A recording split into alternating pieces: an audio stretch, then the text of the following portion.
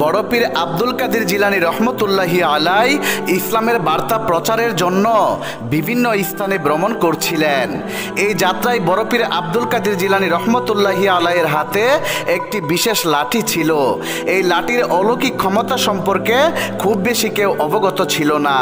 বড় পীর আব্দুল কাদের জিলানী রহমতুল্লাহি আলাই তার শিষ্যদের সঙ্গে পায়ে হেঁটেই দূর দূরান্তে ভ্রমণ করতেন। ইসলামের আলোকে ছড়িয়ে দেওয়া এবং বিপদগ্রস্ত মানুষদের সাহায্য করাই ছিল এই ভ্রমণের মূল উদ্দেশ্য। বেশ কয়েকদিন যাত্রার পর বড় পীর আব্দুল কাদের জিলানী রহমতুল্লাহি আলাই এবং তার শিষ্যরা এমন একটি স্থান অতিক্রম করছিলেন যেখানে ভূমি ছিল অনুর্বর, গাছপালা বা মানুষ কিছুই ছিল না। সেই স্থানের মাটি এতটাই রুক্ষ ছিল যে মনে হচ্ছিল এই স্থানের মাটিতে ফসল জন্ম নেওয়া প্রায় অসম্ভব। এই অনুর্বর এলাকায় বড় পীর হযরত আব্দুল কাদের জিলানী রহমতুল্লাহি আলাই এবং তার শিষ্যরা একটি বৃক্ষ দেখতে পেলেন। বৃক্ষটি ছিল শুকনো এবং প্রাণহীন। বড় পীর হযরত আব্দুল কাদের জিলানী রহমতুল্লাহি আলাইয়ের একজন শিষ্য বললেন, এই বৃক্ষটি এতটাই শুকনো যে পাখিরাও এই বৃক্ষর আশেপাশে আসে না। এমন সময় তারা লক্ষ্য করলেন এই মরা বৃক্ষটিকে কেন্দ্র করে কিছু পরিমাণ মানুষ দাঁড়িয়ে আছে। তখন বড় পীর হযরত আব্দুল কাদের জিলানী রহমতুল্লাহি আলাই ওই মরা বৃক্ষের পাশে দাঁড়িয়ে থাকা মানুষদের উদ্দেশ্য করে আরও কিছুটা সামনে এগিয়ে গেলেন। বৃক্ষটির আরও নিকটে যাওয়ার পর তারা দেখলেন কয়েকজন মানুষ এই বৃক্ষটিকে কেন্দ্র করে দাঁড়িয়ে প্রার্থনা করছে। তারা বলছে, হে আমাদের দেবতা, আপনি আমাদের খাদ্য, জল এবং জীবন দান করেছিলেন। এই গ্রাম একটা সময় সবুজ ও সমৃদ্ধ ছিল, কিন্তু এই বৃক্ষ আমাদের প্রতি অসন্তুষ্ট হওয়ার পর সমস্ত কিছুই শেষ হয়ে গেছে। আমাদের এই সবুজ গ্রাম এখন অনুর্বর। হে আমাদের দেবতা, আপনি সন্তুষ্ট হন, দয়া করুন। তারপর একজন পুরোহিত চিৎকার করে বললেন, আমাদের মহান দেবতার উদ্দেশ্যে বলিদান করতে হবে। তোমাদের মধ্যে এমন কে রয়েছে যে দেবতার পায়ে জীবনকে উৎসর্গ করবে? পুরোহিত এবং তার লোকেরা তাদের পূজ্য দেবতাকে খুশি করার চেষ্টা করছিল। তারা আশা করছিল যে দেবতা আবারও তাদের প্রতি সন্তুষ্ট হবে এবং সব কিছুই আগের মতো হয়ে যাবে। বড় পীর হযরত আব্দুল কাদের জিলানী রহমতুল্লাহি আলাই এবং তার সঙ্গীরা এই অদ্ভুত দৃশ্য দেখছিলেন। বড় পীরের শিষ্য বললেন, এই সমস্ত লোকেরা এই মরা বৃক্ষটিকে এইভাবে সিজদা করছে কেন? আমার মনে হচ্ছে এই লোকেরা মুসলিম নয়। বড় পীর আব্দুল কাদের জিলানী রহমতুল্লাহি আলাই তখন শান্ত কণ্ঠে উত্তর দিলেন, এই লোকেরা হিন্দু ধর্মের অনুসারী।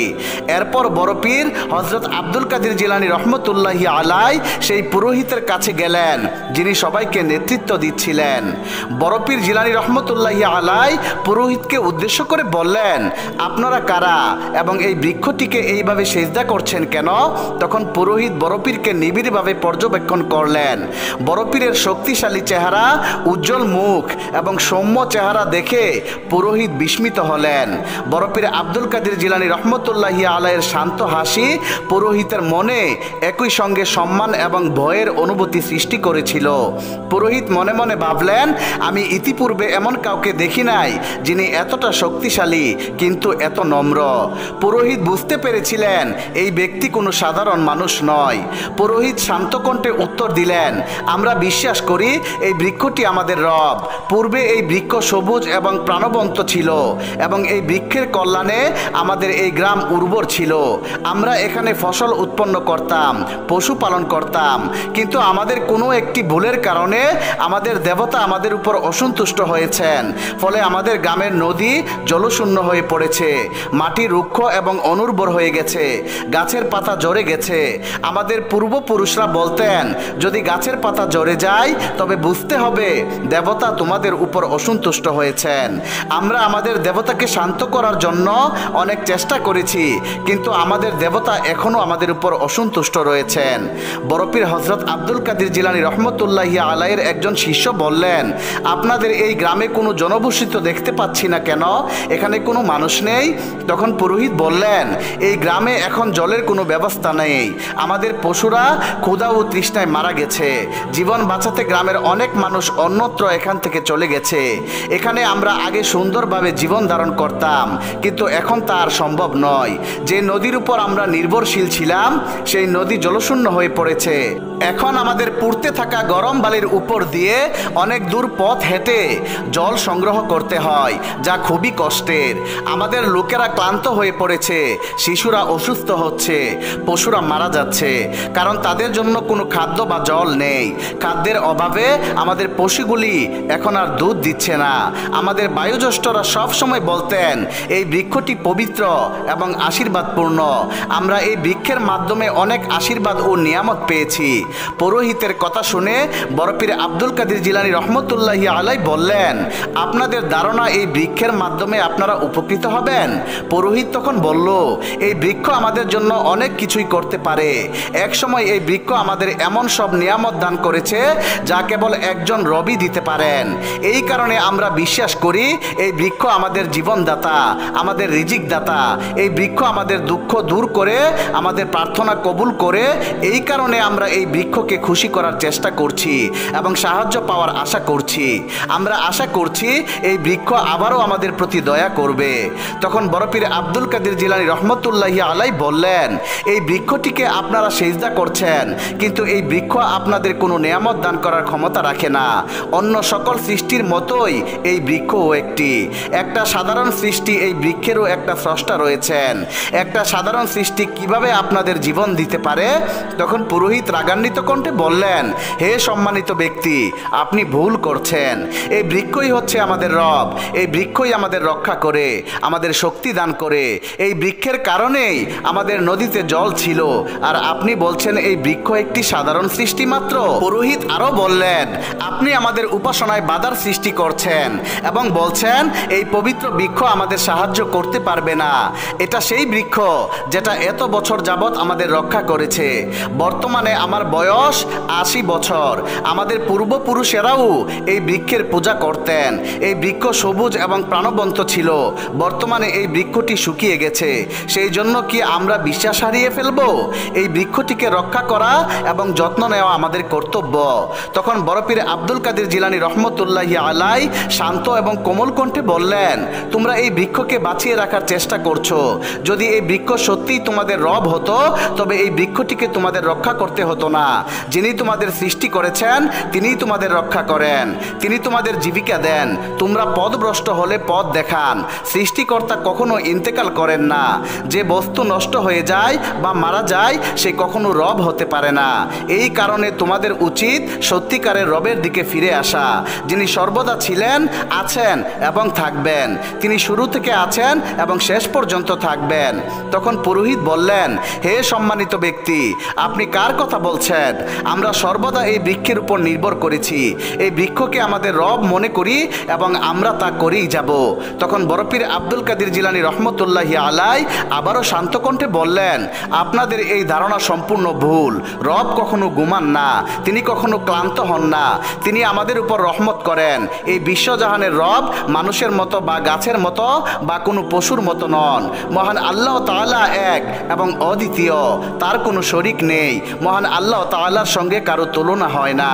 এই সমস্ত কথা বলে বড়পীর আব্দুল কাদের জিলানী রহমতুল্লাহি আলাই পুরোহিতকে বোঝানোর চেষ্টা করলো, কিন্তু পুরোহিত বড়পীর আব্দুল কাদের জিলানী রহমতুল্লাহি আলাইয়ের কথা মানতে রাজি হলেন না। তিনি বললেন, আমরা কেবল এই বৃক্ষটিকে রব হিসাবে মান্য করব। এই বৃক্ষই হচ্ছে আমাদের রব। তখন বড়পীর আব্দুল কাদের জিলানী রহমতুল্লাহি আলাই বললেন, তবে আপনি এমন কাউকে আহ্বান করুন যিনি এই বৃক্ষের সঙ্গে কথা বলতে পারবেন। পুরোহিত বললেন, এমন ব্যক্তিকে আমরা কোথায় সন্ধান করব? আমি এই গ্রামের সবচেয়ে বয়স্ক এবং প্রজ্ঞাবান ব্যক্তি। এই বৃক্ষ আমার আহ্বানেও সাড়া দেয় নাই, তবে এই বৃক্ষ কার কথা শুনবে? তখন বড়পীর আব্দুল কাদের জিলানী রহমতুল্লাহি আলাই উত্তর দিলেন, যদি আমি এই বৃক্ষের সঙ্গে কথা বলি তবে কি আপনার কোনো আপত্তি আছে? পুরোহিত ইতিমধ্যেই বড়পীর আব্দুল কাদের জিলানী রহমতুল্লাহি আলাইয়ের উপর প্রচণ্ড বিরক্ত ছিলেন। তাই তিনি বললেন, আপনি কে? আপনার কথা আমাদের রব কেনই বা শুনবে? বড়পীর আব্দুল কাদের জিলানী রহমতুল্লাহি আলাই বললেন, আমি কে সেটা গুরুত্বপূর্ণ বিষয় নয়। আমাকে এই বৃক্ষটির সঙ্গে কথা বলতে দিন। সম্ভবত এই বৃক্ষটি আমার আহ্বানে সাড়া দেবে। তখন পুরোহিত বড়পীর আব্দুল কাদের জিলানী রহমতুল্লাহি আলাইকে থামানোর চেষ্টা করছিলেন, কিন্তু পুরোহিতের ক্লান্ত সঙ্গীরা বললেন, হে মহামান্য পুরোহিত, এই সম্মানিত ব্যক্তিকে চেষ্টা করতে দিন। আমরা তো অনেক চেষ্টা করেছি, এখন দেখা যাক উনি পারে কিনা। তখন বড়পীর আব্দুল কাদের জিলানী রহমতুল্লাহি আলাই বললেন, আমি মহান আল্লাহ আল্লাহ তাআলার কাছে দোয়া করব। বড়পীর আব্দুল কাদের জিলানী রহমতুল্লাহি আলাইয়ের এই কথায় সবাই অবাক হয়ে ভাবলো, দোয়া সে আবার কি জিনিস। বড়পীর আব্দুল কাদের জিলানী রহমতুল্লাহি আলাই তখন দু হাত তুলে দোয়া করে বললেন, হে বিশ্বজাহানের রব, আপনার ফয়সালা সর্বত্র কার্যকর, আপনি সকল সীমার ঊর্ধ্বে, আপনার কোনো সীমা নেই। হে বিশ্বজাহানের রব, মানুষকে শিরক থেকে রক্ষা করুন। এই বৃক্ষটি আপনারই সৃষ্টি, আপনার সৃষ্ট এই বৃক্ষ সকলের জন্যই উপকারী, কিন্তু এই মানুষেরা এটা বুঝতে পারছে না। হে আমার আল্লাহ, আপনি আমাদের সঠিক পথে পরিচালনা করুন, এই মানুষদের হেদায়েত দিন যাতে তারা বুঝতে পারে আপনি হচ্ছেন বিশ্বজাহানের রব। হে পরম দয়ালু, আপনার রহমতের দরজা খুলে দিন। দোয়া শেষ করে বড়পীর আব্দুল কাদের জিলানী রহমতুল্লাহি আলাই পুরোহিতকে জিজ্ঞাসা করলেন, আমি কার নিকট থেকে সাহায্য প্রার্থনা করেছি? তখন পুরোহিত বললেন, আমি তো কাউকে দেখতে পাচ্ছি না, নিশ্চয়ই আপনি এই বৃক্ষের কাছে সাহায্য প্রার্থনা করেছেন। তখন বড়পীর আব্দুল কাদের জিলানী রহমতুল্লাহি আলাই বললেন, আপনি কি সত্যি বুঝতে পারছেন না, নাকি সমস্ত কিছু বুঝেও না বুঝার বান করছেন? আমি সেই সত্তার কাছে সাহায্য প্রার্থনা করেছি যার কোনো শরিক নাই, যিনি পবিত্র।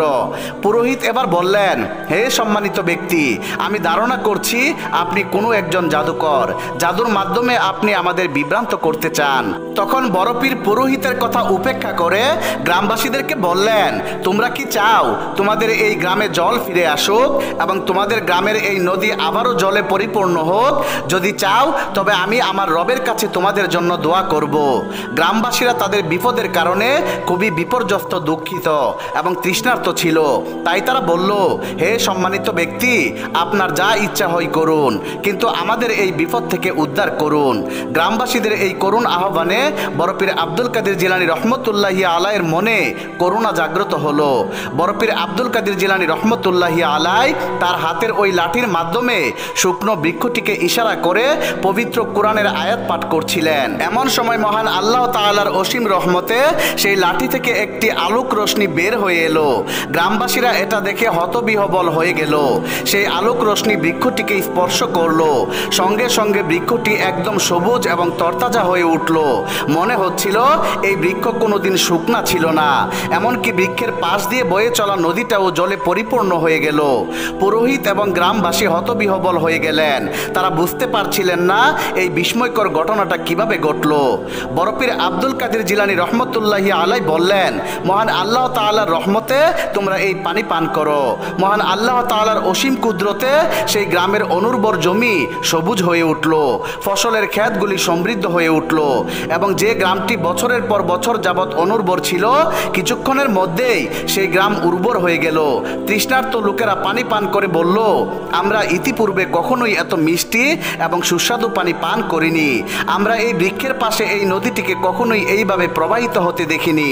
বড়পীর আব্দুল কাদের জিলানী রহমতুল্লাহি আলাই বললেন, হে মহান আল্লাহ তাআলার বান্দারা, মহান আল্লাহ তাআলা তার অসীম রহমতের মাধ্যমে এই পানি দান করেছেন। তখন পুরোহিত বড়পীর আব্দুল কাদের জিলানী রহমতুল্লাহি আলাইকে উদ্দেশ্য করে বললেন, হে সম্মানিত ব্যক্তি, দয়া করে আপনার পরিচয় দিন। তখন বড়পীর আব্দুল কাদের জিলানী রহমতুল্লাহি আলাই বললেন, আমি মহান আল্লাহ তাআলার একজন নগণ্য গোলাম মাত্র, আমি তাওহীদের বার্তা ছড়িয়ে দিচ্ছি, এটাই আমার জীবনের একমাত্র লক্ষ্য এবং উদ্দেশ্য। তখন পুরোহিত আবারও বললেন, আপনি কিভাবে এই অসাধ্য সাধন করছেন? বড়পীর আব্দুল কাদের জিলানী রহমতুল্লাহি আলাই বললেন, আপনার বুঝতে ভুল হয়েছে, আমার কোনো ক্ষমতা নাই, সমস্ত ক্ষমতা মহান আল্লাহ তাআলার, তিনি আপনাদের জন্য রহমতের দরজা খুলে দিয়েছেন মাত্র, আমি গোলাম হিসেবে শুধুমাত্র আল্লাহ তাআলার কাছে দোয়া করেছি। অন্যদিকে গ্রামবাসীরা অবাক হয়ে ভাবছিল, কে এই সম্মানিত ব্যক্তি, তিনি কিভাবে এই অসাধ্য সাধন করেছেন এবং এই সম্মানিত ব্যক্তি একজন রবের কথা বলছেন, এই রব কে? এই সম্মানিত ব্যক্তির রব কি আমাদের রবের চেয়েও শক্তিশালী? তখন বড়পীর আব্দুল কাদের জিলানী রহমতুল্লাহি আলাই গ্রামবাসীকে উদ্দেশ্য করে বললেন, হে গ্রামবাসী, এই বৃক্ষ তোমাদের কোনো নিয়ামত দান করতে পারবে না, তোমাদেরকে নিয়ামত দান করতে সক্ষম একমাত্র মহান আল্লাহ তাআলা। বড়পীর আব্দুল কাদের জিলানী রহমতুল্লাহি আলাইয়ের কথা গ্রামবাসীরা ফিসফিস করে নিজেদের মধ্যে আলোচনা করছিল। গ্রামের পুরোহিত গ্রামবাসীদের এই পরিবর্তন লক্ষ্য করে হতাশ হয়ে গেলেন, তিনি ধীরে ধীরে উক্ত স্থান থেকে প্রস্থান করতে লাগলেন। গ্রামবাসীরা বড়পীর আব্দুল কাদের জিলানী রহমতুল্লাহি আলাইয়ের এই কারামত নিজের চোখে দেখার পর তাওহীদের বাণীকে কবুল করার সিদ্ধান্ত গ্রহণ করে ফেলল। তারা বড়পীর আব্দুল কাদের জিলানী রহমতুল্লাহি আলাইকে উদ্দেশ্য করে করে বলল, হে সম্মানিত ব্যক্তি, আমরা জানি না আপনি কে, তবে আমরা আপনার রবকে আমাদের রব হিসাবে কবুল করে নিচ্ছি। আমরা বুঝতে পেরেছি আমরা এতদিন ভুলের মধ্যে ডুবেছিলাম। আজ মহান আল্লাহ তাআলা আমাদেরকে হেদায়েত দান করেছেন। আমরা বুঝতে পেরেছি সৃষ্টির কোনো ক্ষমতা নেই, সমস্ত ক্ষমতা একমাত্র মহান আল্লাহ তাআলার। তখন বড়পীর আব্দুল কাদের জিলানী রহমতুল্লাহি আলাই উপস্থিত গ্রামবাসীকে উদ্দেশ্য করে বললেন, হে গ্রামবাসী, তোমরা তোমাদের পরিবারের কাছে যাও, তাদেরকে সমস্ত ঘটনা খুলে বলো এবং তোমাদের পরিবারের সবাইকে তাওহীদের দাওয়াত দাও। বড়পীরের কথা মতো গ্রামের লোকেরা তাদের পরিবারের কাছে সমস্ত কাহিনী খুলে বলল। গ্রামবাসীদের পরিবারের মানুষেরা জিজ্ঞাসা করতে লাগলো, কে এই সম্মানিত ব্যক্তি? তিনি কি মানুষ নাকি দেবতা? একজন দেবতাই তো এমন অসাধ্য সাধন করতে পারেন। তখন গ্রামবাসীরা বলল, তিনি কোনো দেবতা নন, তিনি মহান আল্লাহ তাআলার একজন ওলি। তার দোয়া মহান আল্লাহ তাআলা কবুল করেছেন এবং আমাদের এই নিয়ামত দান করেছেন এবং আমাদের এই বিপদ থেকে উদ্ধার করেছেন। তখন সবার হৃদয় থেকে সমস্ত সন্দেহ দূর হয়ে গেল। সবাই বলল, এখন থেকে আমরা এক আল্লাহ তাআলা ছাড়া আর কাউকে সিজদা করব না। আমরা মহান আল্লাহ তাআলাকেই আমাদের রব হিসাবে ঘোষণা দিচ্ছি। সুবহানাল্লাহ। এইদিকে সেই বৃদ্ধ পুরোহিত, তিনিও তাওহীদের বাণীকে কবুল করেছিলেন।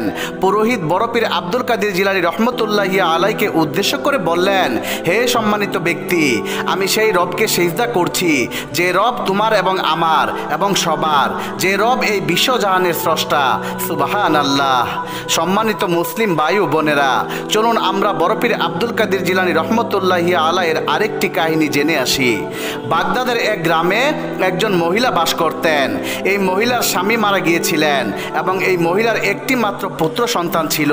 মহান আল্লাহ তাআলার ইচ্ছায় সে পুত্র সন্তান খুবই অসুস্থ হয়ে পড়েছিল। মহিলা তার পুত্রকে অনেক চিকিৎসা করালেন, কিন্তু কোনোভাবেই মহিলার পুত্র সুস্থ হলো না। মহিলা খুবই চিন্তিত হয়ে পড়ছিলেন, কারণ তার পুত্রের অবস্থা দিন দিন খারাপ হচ্ছিল। এই দুনিয়াতে এই মহিলার পুত্র ছাড়া আর কেউ ছিল না। এমন সময় একজন ব্যক্তি এই মহিলাকে পরামর্শ দিয়ে বললেন, বাগদাদ শরীফে মহান আল্লাহ তাআলার একজন ওলি বাস করেন, আপনি আপনার পুত্রকে সেই ওলির কাছে নিয়ে যান। মহান আল্লাহ তাআলার ওলি আপনার ছেলের জন্য দোয়া করলে মহান আল্লাহ তাআলার ইচ্ছায় আপনার পুত্র সুস্থ হয়ে যাবে। তখন মহিলা তার অসুস্থ পুত্রকে নিয়ে সেই অলির দরবারের উদ্দেশ্যে রওনা দিলেন, কিন্তু যাত্রাপথে মহিলার পুত্রের অবস্থা আরো বেশি খারাপ হয়ে গেল এবং সে অজ্ঞান হয়ে গেল। মহিলা খুবই আতঙ্কিত হয়ে কান্নাকাটি শুরু করলেন। এমন সময় একজন লোক এসে বলল, হে আল্লাহ তাআলার বান্দি, আপনি কেন কান্নাকাটি করছেন? মহিলা কান্নাজড়িত কণ্ঠে উত্তর দিলেন, আমার এই পুত্র খুবই অসুস্থ। আমি আমার পুত্রকে নিয়ে বাগদাদ শরীফে যাচ্ছিলাম, কিন্তু আমার পুত্রের অবস্থা আরো বেশি খারাপ হয়েছে। তখন লোকটি বলল, হে আমার বোন, আপনি ধৈর্য ধারণ করুন। আপনার পুত্রকে নিয়ে মহান আল্লাহ তাআলার সেই অলির কাছে যাওয়ার চেষ্টা করুন, যিনি মহান আল্লাহ তাআলার কাছে দোয়া করলে তার দোয়া অবশ্যই কবুল হবে। এই লোকটির কথায় উক্ত মহিলার হৃদয়ে আশার আলো জ্বলে উঠল। তিনি তার পুত্রকে নিয়ে সেই আল্লাহ তাআলার অলির দরবারে পৌঁছে গেলেন। যখন মহিলা দরবারে প্রবেশ করলেন, তখন আল্লাহ তাআলার অলি বললেন, হে আল্লাহ তাআলার বান্দি, আপনার এই পুত্রের জন্য এখন আর কিছুই করা যাবে না। আপনার পুত্র ইন্তেকাল করেছেন। আপনি মহান আল্লাহ তাআলার সিদ্ধান্তে খুশি থাকুন এবং ধৈর্য ধারণ করুন। অলির কথায় মহিলা চিৎকার করে কান্না করছিলেন। মহিলার এই কান্নায় অনেক মানুষ জমায়েত হয়েছিল।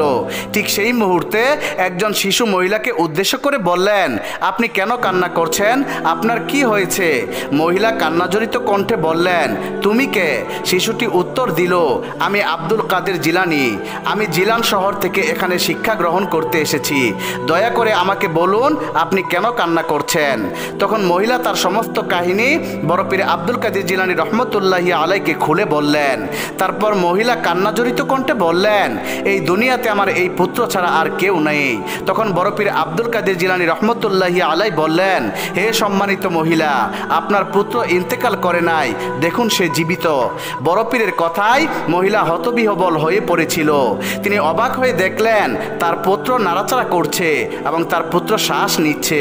মহিলা যখন নিশ্চিত হলেন তার পুত্র জীবিত, তখন তিনি বললেন, আমার পুত্র ইন্তেকাল করেছিল, আপনি কিভাবে আমার পুত্রকে জীবিত করে দিলেন? আপনি কে? তখন বরপীর আব্দুল কাদের জিলানী রহমতুল্লাহি আলাই বললেন, মানুষকে জীবন দান করার ক্ষমতা মহান আল্লাহ তাআলা আমাকে দেন নাই।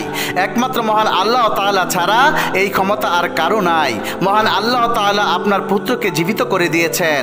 আমি আপনার কষ্ট সহ্য করতে পারিনি, তাই আমি মহান আল্লাহ তাআলার কাছে দোয়া করে বলেছিলাম, হে মহান আল্লাহ রব্বুল আলামিন, এই সম্মানিত মহিলার মনের কষ্ট দূর করে দিন। তিনি তার পুত্রের বিচ্ছেদে কষ্ট পাচ্ছেন। হে আমার আল্লাহ, এই সম্মানিত মহিলাকে রহমত করুন। আপনি সমস্ত কিছুই করতে পারেন। আপনি এই বিশ্বজাহানের মালিক। সমস্ত ফয়সালা শুধুমাত্র আপনার। আপনার জন্য কোনো কিছুই অসম্ভব নয়। হে আমার আল্লাহ, দোয়ার মাধ্যমেও তাকদীর পরিবর্তন হতে পারে। হে রাব্বুল আলামিন, আপনার তো অনেক বান্দা আছে, কিন্তু আমাদের তো আপনি ছাড়া আর কেউ নেই। মহান আল্লাহ তাআলা আমার এই দোয়া কবুল করেছেন এবং আপনার পুত্রকে জীবন দান করেছেন। সুবহানাল্লাহ।